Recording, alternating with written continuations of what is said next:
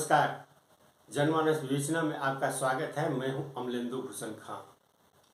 Old pension scheme, इसको लेकर के ये माना जा रहा है कि अगले लोकसभा चुनाव का यह एक बहुत बड़ा मुद्दा बनेगा। 2024 में जो लोकसभा चुनाव होने वाले हैं, इसके लिए उसमें ये एक बहुत बड़ा मुद्दा बनेगा। खास करके विपक्षी पार्टी कांग्रेस इसको ओल्ड पेंशन को लागू करने के लिए इसे अपने एजेंडे में शामिल करेगी, अपने क्या कहते हैं घोषणा पत्र में इसको शामिल करेगी। कांग्रेस शासित राज्य जो हैं, छत्तीसगढ़ हो या राजस्थान या फिर झारखंड में महागठबंधन की सरकार हो, उसमें ओल्ड पेंशन स्कीम लागू करने की घोषणा कर दी गई है। आम आदमी पार्टी की सरकार जो है पंजाब में, वो भी ओल्ड पेंशन स्कीम को लागू करने की घोषणा की है। हिमाचल में चुनाव समाप्त होते ही और कांग्रेस पार्टी के सत्ता में आते ही जो वादे किए गए थे ओल्ड पेंशन स्कीम की, उसको भी उन्होंने, कांग्रेस पार्टी ने या ये कि सुखविंदर सिंह की सरकार ने उसको लागू करने की घोषणा कर दी है। इसमें पुरानी पेंशन स्कीम जो है, इसमें कई उलझने हैं। राज्य सरकारों ने केंद्र सरकार से अपने कर्मचारियों के जो पैसे कटते हैं उनके पीएफ में, उन पैसों की मांग राज्य सरकार कर रही है, लेकिन केंद्र सरकार इसे लौटाने के लिए तैयार नहीं हो रही है। भारतीय rail, reserve bank of India की जो ये रिपोर्ट है, एनुअल रिपोर्ट है, या ये कहें स्टैटिस्टिक्स जो है इंडिया की 2020 और 21 के अनुसार, केंद्र सरकार पेंशन धारियों को, यानी जो भी पेंशन भोगी हैं, उनको 57,405 करोड़ रुपए प्रति वर्ष खर्च करती है। यह केंद्र सरकार के कर्मचारियों की मैं बात कर रहा हूं। जबकि रेलवे जो है रेलवे, वो पेंशन पर 16,018 करोड़ रुपए खर्च करता है। ये प्रत्येक साल की बात मैं कर रहा हूं। राज्य सरकारों की बात करें तो पेंशन पर 38,638 राज्य सरकारों की बात करें तो पेंशन पर 3,86,001 करोड़ रुपए पेंशनधारियों पर खर्च किए जाते हैं प्रत्येक साल।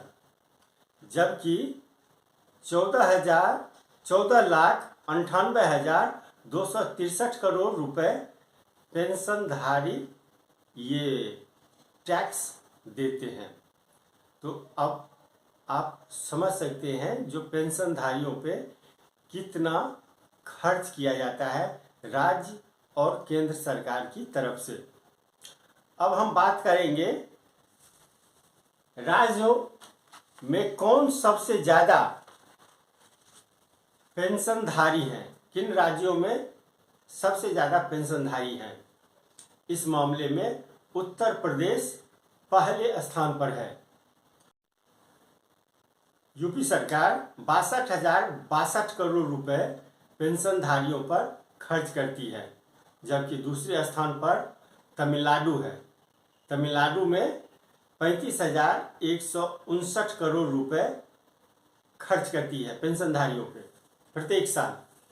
तीसरे स्थान पर महाराष्ट्र है, जहां पेंशनरों पर 29,223 करोड़ रुपए सरकार खर्च करती है प्रत्येक साल। यानी जिन राज्यों में जितने सरकारी कर्मचारी होंगे, वहां पेंशन पे उतना ही खर्च बढ़ेगा। 2004 के बाद से तो न्यू जो पेंशन स्कीम जो है वो लागू है, तो उसमें उतना खर्च नहीं होता है, क्योंकि पुरानी पेंशन व्यवस्था जो है उसमें कर्मचारियों को डीए भी मिलता है और उनका जो वेतन पेंशन फिक्स होता है उस पे डीए सब कुछ उनको जैसे जैसे केंद्र सरकार के कर्मचारियों का या राज्य सरकार के कर्मचारियों का डीए एचआरए ये सब बढ़ता है, वैसे वैसे उनका भी बढ़ता है। अब हम इसमें देखा जाए, राजस्थान जो है वो 23,404 करोड़ रुपए, कर्नाटक 22,211 करोड़ रुपए, केरल 20,976 करोड़ रुपए, बिहार 20,468 करोड़ रुपए, मध्य प्रदेश 16,993 करोड़ रुपए, आंध्र प्रदेश 15,280 करोड़ रुपए प्रत्येक साल पेंशनरों पर खर्च करती है। ये भारी भरकम बजट जो है ये पेंशनरों पर खर्च किए जाते हैं। जाहिर सी बात है, जो इससे राज्य सरकार का बजट जो है वो बढ़ता है। राज्य सरकार अब इन पैसों के जुगाड़ के लिए कुछ न कुछ तो करती है। टैक्स बढ़ा दिए जाते हैं, कहीं कुछ बढ़ा और चीज़ों के दामों में बढ़ोतरी कर दी जाती है। जैसे पेट्रोल की कीमत जो है उससे जो जीएसटी मिलता है उस पर वो अलग से टैक्स लगा देती है। तो इन सब चीज़ों को देखते हुए ही ये न्यू पेंशन व्यवस्था की गई थी। जहां तक पेंशनरों से टैक्स वसूलने की बात है, उसमें हिमाचल सबसे पहले स्थान पर है। वहाँ 79.93% जो है टैक्स आता है, सबसे ज़्यादा आता है। पूरे देश में जितने टैक्स वसूले जाते हैं पेंशनरों से, उसमें हिमाचल सबसे पहले स्थान पर है। जम्मू कश्मीर उसके बाद दूसरे स्थान पर है। वहाँ पे 51.18% टैक्स पेंशनर देते हैं। उत्तराखंड 45.82%, ओडिशा 41.46%। जाहिर सी बात है, जो पेंशनधारियों जो है वो केंद्र सरकार हो या राज्य सरकार हो, उस पर एक बहुत बड़ा अपना बोझ बनता है। पेंशनधारियों का जो ये पेंशन है वो बहुत बड़ा बोझ बनता है।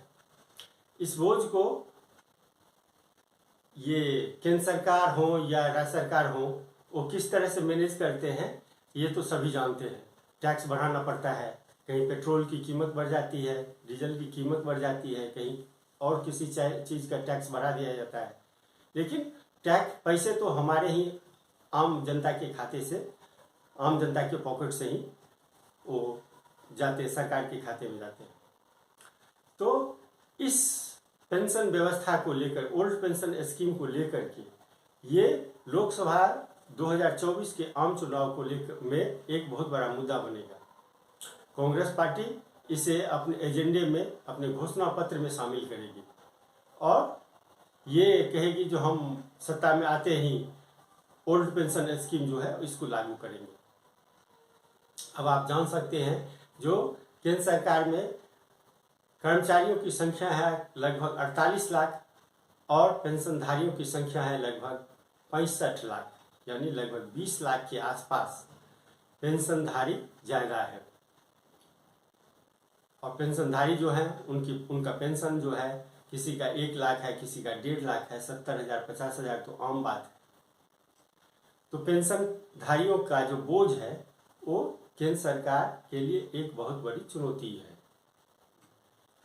अब ये किस तरह से आगे के कौन सा रूप लेगा यह तो कहना कठिन है, लेकिन फिलहाल ऐसा माना जा रहा है, जो ओल्ड पेंशन स्कीम लागू करने के लिए केंद्र सरकार यानी अटल बिहारी वाजपेयी की सरकार के जो आदेश है, जो निर्णय है, उसको पलटने के लिए तैयार नहीं है मोदी सरकार। अब आगे क्या होगा, हालांकि केंद्र सरकार के कई मंत्री यह कह चुके हैं कि जो वो इन बातों की समीक्षा कर रहे हैं और देखते हैं इस पे क्या निर्णय लिया जा सकता है। आज के लिए बस इतना ही, हमें दीजिए आज्ञा, नमस्कार। आप मेरे चैनल को ज़रूर लाइक करें और सब्सक्राइब करें। आपका बहुत बहुत धन्यवाद।